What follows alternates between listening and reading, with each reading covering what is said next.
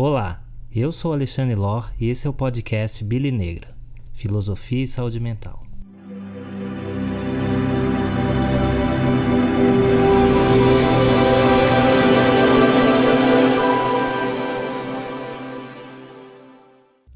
E o tema de hoje é a pandemia e as cavernas de Platão. Mas o que é o mito da caverna que todo mundo fala, que é usado em palestras motivacionais e em citações, etc.? Bom, o mito da caverna foi retirado da obra chamada A República, escrita pelo filósofo Platão entre 300 e 400 anos antes de Cristo. Essa obra ela é composta por 10 livros e aborda temas como política, educação e principalmente justiça. A República é escrita na forma de diálogos fictícios entre Sócrates, o filósofo que antecedeu Platão, e interlocutores, né? E é no livro 7 da República que vemos Platão apresentar a alegoria da caverna através da conversa entre Sócrates e Glaucon. E do que se trata essa metáfora? Sócrates pede para Glaucon imaginar uma situação na qual os seres humanos estão ali desde a infância, fixados no mesmo lugar, com os seus pescoços e pernas sob grilhões, unicamente capazes de ver à frente. Então, quem estiver ouvindo o podcast pelo YouTube, pode ver aí a imagem no YouTube, né? Uma representação da caverna. E nessa caverna, eles são obrigados a olharem para frente apenas. Atrás deles há uma fonte de luz, uma fogueira, e diversas pessoas e coisas passam por essa fogueira gerando sombras. Pois bem, as pessoas amarradas nos grilhões entenderiam que aquelas sombras, acompanhadas dos ecos e dos sons provenientes de fora da caverna, são as coisas em si. A verdade para essas pessoas são as sombras, uma vez que elas nunca avistaram pessoas de verdade, de fora da caverna. Então, se alguém falasse a essas pessoas, olha, a gente está numa caverna e o que observamos não é real, são apenas sombras da realidade, essa pessoa seria ridicularizada e talvez até morta pelos habitantes da caverna. Então, esse é um dos aspectos importantes do mito da caverna, a visão da realidade.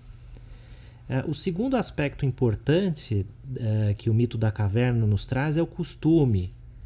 Uma questão importante descrita por Platão, por exemplo, é o quão acostumada uma pessoa estaria a enxergar na escuridão.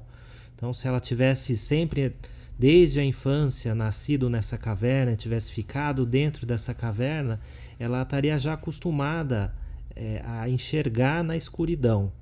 Se ela subisse, porventura, para o topo da caverna, para fora dessa caverna, ela inicialmente seria ofuscada pela claridade. Ela não conseguiria enxergar, demoraria um certo tempo para ela conseguir enxergar fora da caverna. Então esse é o mito da caverna. Como Platão escreveu o livro nesse sentido de imaginando uma república ideal e como que os governantes deveriam agir para conduzir essa república, a ideia era que uma dessas pessoas que estivessem dentro da caverna se soltasse, saísse da caverna, demoraria um pouco para ela enxergar, conseguir vislumbrar ali a realidade, o que é real em si, e ajudasse as pessoas, conduzisse as pessoas de dentro da caverna para fora. Seria um encontro da verdade, o vislumbre da verdade em si. Você tirar a pessoa do mundo das sombras, onde ela vê coisas que não são elas próprias, são apenas sombras das coisas, né? E levar essas pessoas para fora, para que elas possam enxergar a realidade em si, a verdade. E por último, o que a gente pode tirar do mito da caverna é a questão da novidade, do medo do desconhecido. Por exemplo, quando essa pessoa que se solta e vai à superfície, ela volta para dentro da caverna e explica tudo o que ela viu, o que ela enxergou, fala para as pessoas que elas estão presas dentro de uma caverna. Essas pessoas muitas vezes não querem saber, começam, como eu havia dito, ridicularizar esse indivíduo. Às vezes podem até, né, o Platão escreve ali que podem até matar essa pessoa por ela estar expondo uma coisa que as pessoas de dentro da caverna não querem saber. Elas estão acostumadas a viver ali na escuridão, elas não concebem, elas não entendem um mundo diferente daqueles que elas estão vivendo. Bom, esse é o mito da caverna. E o que isso tem a ver com a pandemia? Vamos falar um pouquinho da pandemia. Em primeiro lugar, que emoções que a gente viveu na pandemia, que emoções que a gente está vivendo na pandemia. A principal delas é o medo, sem sombra de dúvida. E o ser humano, ele não lida bem com medo, né? Biologicamente, o medo é uma das emoções que mais molda o cérebro, porque o medo é uma reação de preservação. Evolutivamente, ela é uma das mais importantes. O medo é muito importante para que a gente tenha reações de luta e fuga para a preservação da espécie. Então, se a gente pensar ali no homem primitivo, o homem propriamente dito das cavernas, se ele não tivesse medo, possivelmente não estaríamos aqui. Então, esse homem primitivo, ele tinha que ter medo, ele tinha que ouvir um barulho de algum animal lá fora da caverna, e tinha que ter medo e tinha que voltar para dentro. Se ele não tivesse medo, se ele avançasse ali em cima de animais com os quais ele não pudesse lidar, ele seria extinto, seria uma espécie extinta. Então o medo, biologicamente, ele é muito importante justamente para essas reações, ou de luta ou de fuga. Então o medo foi uma emoção muito presente na pandemia, ainda está presente com essa questão de novas variantes e se a vacina pega ou não pega, vacinação em criança. Então o medo é uma sensação muito importante. Se a gente pegar, por exemplo, Foucault, em sua obra Vigiar e Punir, O Nascimento da Prisão, ele fala de uma coisa que chama panoptismo, das cidades atingidas por pragas. Então o que é o panoptismo? Ele vem do termo panopticon, do jurista Jeremy Bentham, que em 1785 ele idealizou uma prisão, onde você teria a visão de todas as pessoas presas. Você conseguiria, de um determinado ponto ali da prisão, observar todo mundo. Evidentemente, naquela época não tinha câmera, então seria uma espécie de uma prisão circular, onde você teria visão sobre todos os internos, para você justamente poder vigiar e punir aqueles que estivessem fazendo alguma coisa errada. E vejam só o que o Foucault escreve, né? Claro, muito antes da pandemia. Eis as medidas que se faziam necessárias segundo um regulamento do fim do século XVII, quando se declarava a peste em uma cidade. Em primeiro lugar, um policiamento espacial estrito, fechamento claro da cidade e da terra, proibição de sair sob pena de morte e fim de todos os animais errantes. Claro que o Foucault pega esse conceito do Bentham, do panoptismo, para ilustrar, né, cidades das pragas, né, como você estabelece um certo controle sobre a população. E vejam como é semelhante esse trecho do Foucault com o que ele descreve das cidades das pragas, né? Se a gente pensar também no fim de todos os animais errantes, a gente teve o episódio da morte dos visons na Dinamarca, onde milhões de visons foram mortos porque possivelmente eles estariam eles estariam carregando o vírus da Covid dentro deles e poderiam contaminar ali os fazendeiros. Então, medo foi uma questão que a gente viveu e vive bastante. Uma outra questão que a gente lida muito, tem que lidar bastante na pandemia, e com certeza isso alimentou o medo, foi a incerteza, a insegurança. A incerteza, a insegurança, elas obnubilam mais ainda a verdade, elas deixam a verdade mais distante da gente. E com isso a gente sofreu bastante na pandemia.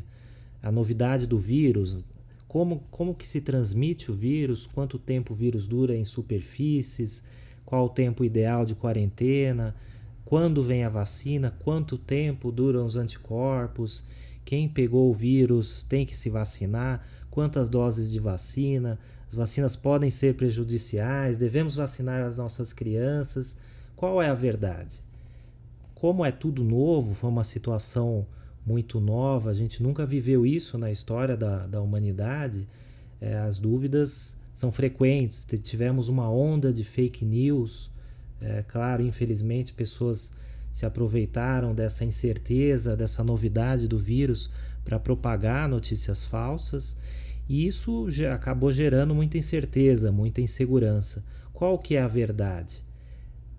diante de incerteza, de insegurança, a nossa reação é medo. A gente tende a optar pelo mais seguro, pelo mais correto. A gente não trafega muito bem em campos que a gente não conhece.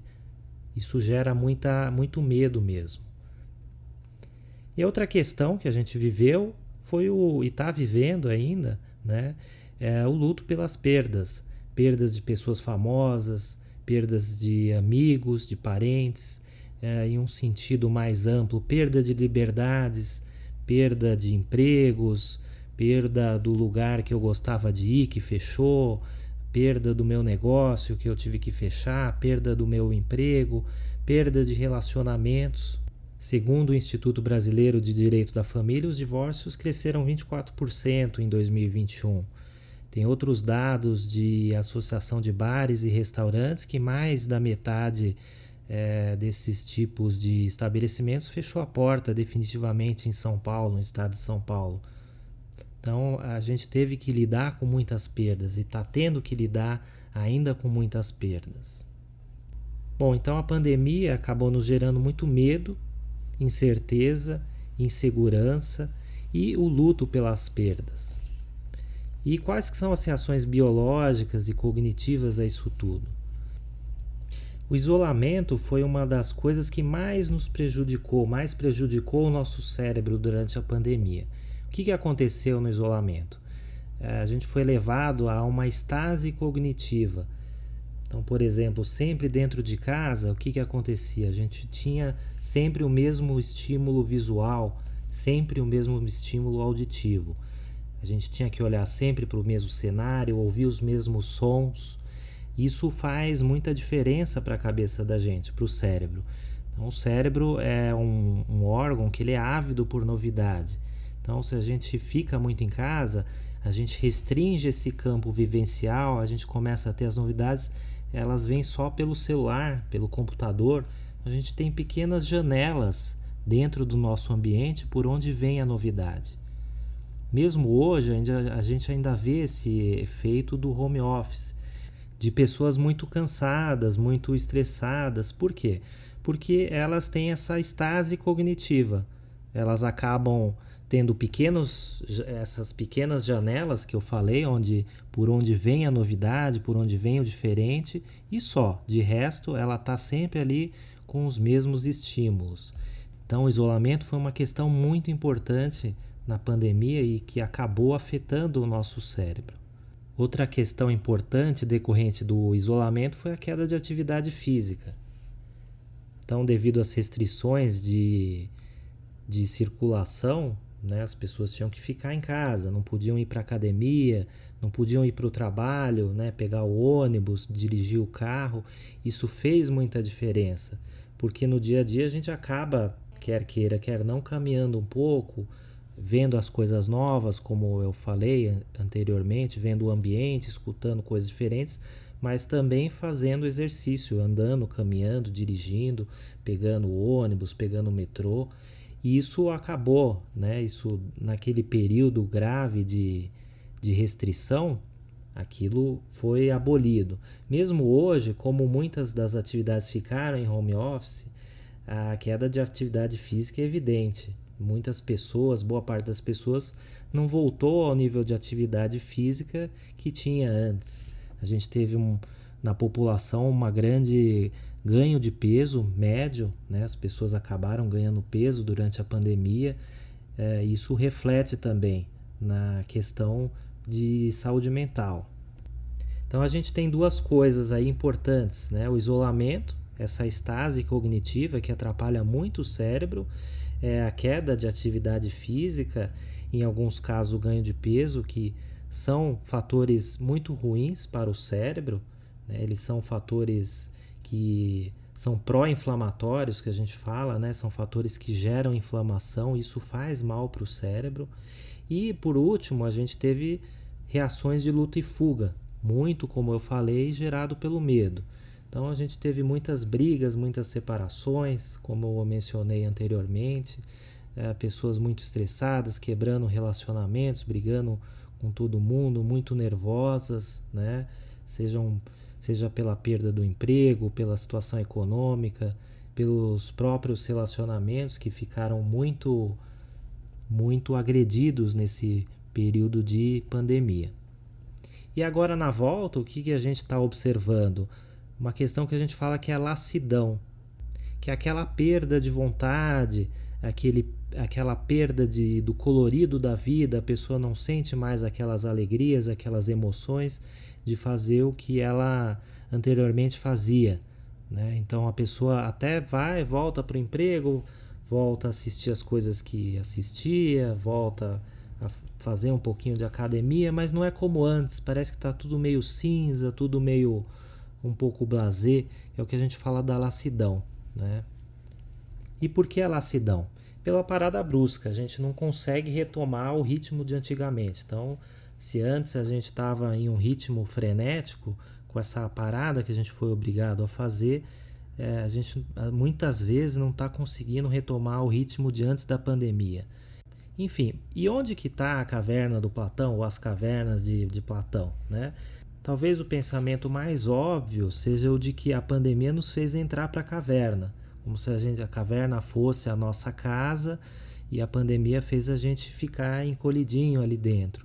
Mas não, talvez a gente deva pensar a pandemia de uma outra maneira, para tentar tirar de um evento ruim, péssimo, catastrófico, algum tipo de experiência para as nossas vidas. E nisso a gente tem que pensar que o mito da caverna é uma alegoria, é uma metáfora. E como tal, ele se trata da busca pela verdade. Então o que o Platão quer dizer é que a gente deve fazer como essa pessoa. A gente deve se soltar desses grilhões, sair da escuridão da caverna e buscar a realidade. Ela pode doer as nossas vistas a um primeiro instante, mas depois a gente vai se acostumar certamente a enxergar as coisas como elas são, né? E não só ver as coisas pelas sombras. Então a pandemia ela gerou essa parada brusca, essa interrupção brusca nos automatismos irrefletidos do dia a dia. E com isso ela fez a gente pensar, reconsiderar, ressignificar. O que eu quero dizer com isso? Então a gente sempre levou essa vida de metas, de objetivos, de muito trabalho, de acelerar, de alcançar coisas. E de repente a gente estava vivendo num mundo muito acelerado, onde a gente não prestava atenção em uma série de coisas. E com a pandemia a gente foi obrigado a parar. A gente teve essa parada obrigatória. Vamos ficar em casa, vamos fechar isso, vamos trabalhar de casa. Então muitas pessoas, o que eu vi acontecendo durante a pandemia, começaram a refletir. Será que eu vivia uma vida saudável? Puxa, agora eu estou mais tempo com a minha família, vou valorizar mais meus amigos, olha como eu estou sentindo falta deles. E pequenas coisas do dia a dia que a gente não percebia acabaram ganhando um grande valor, né? Quantas vezes eu não ouvi famílias falando, puxa, fazia tanto tempo que a gente não ficava junto, ou as pessoas falando, puxa, quanto tempo eu não falava com fulano, com ciclano, e aí na pandemia eu pude falar com ele e a gente conversou e reatou contato. Então a pandemia acabou dando esse significado novo às coisas, né? Ou muitos pacientes, por exemplo, eu falava, olha, pega o carro e vai dar uma volta de dentro do carro só para você sair de casa um pouco. E são essas pequenas coisinhas de sair de casa, de olhar para fora de casa, andar pela rua. As pessoas acabam, dentro da rotina, elas acabam se esquecendo dessas pequenas coisinhas do dia a dia que acabam gerando um grande valor. Então as pessoas de repente estavam ali num automatismo, né? Dentro de uma engrenagem ali que elas não conseguiam enxergar essas pequenas coisas que acabam tendo muito valor na vida. Então talvez essa seja a caverna de Platão. Então antes a gente estava vivendo nesse automatismo, nesse mundo acelerado, nesse mundo das sombras, né? Onde a gente acabava muitas vezes não olhando para o nosso interior, né? E nisso a caverna acabava sendo uma dissociação da nossa interioridade, o isolamento de nós mesmos.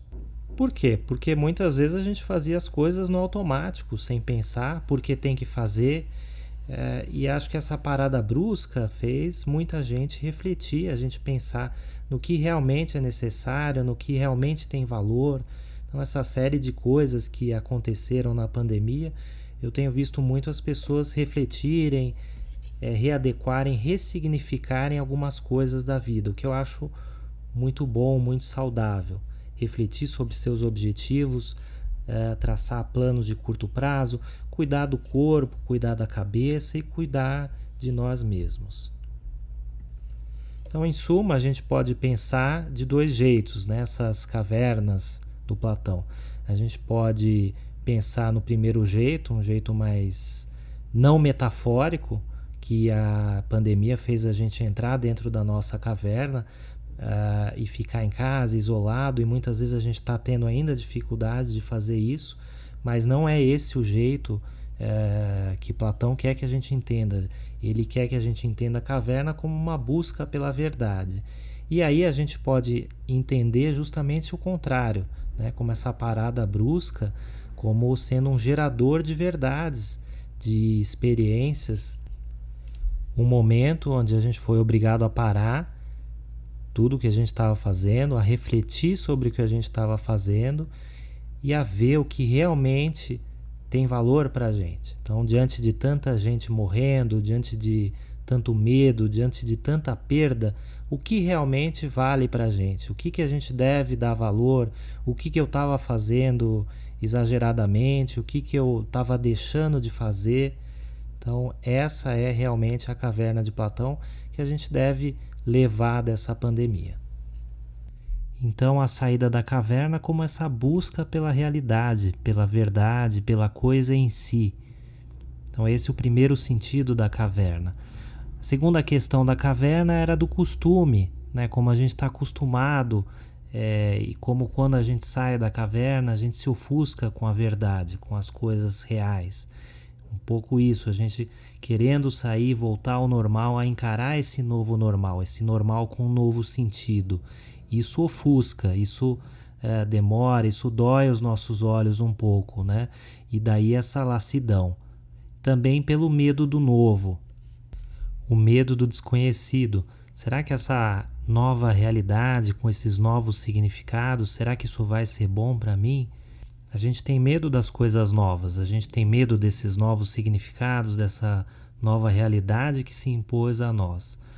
Mas, por outro lado, a gente pode pensar também que a pandemia acabou trazendo essas verdades para a gente, acabou jogando a gente para um mundo interior que talvez seja mais autêntico, se a gente usar isso de uma forma positiva, de uma forma reflexiva. E esse foi o tema de hoje, a pandemia e as cavernas de Platão. Siga o podcast Billy Negra nas plataformas digitais. Obrigado.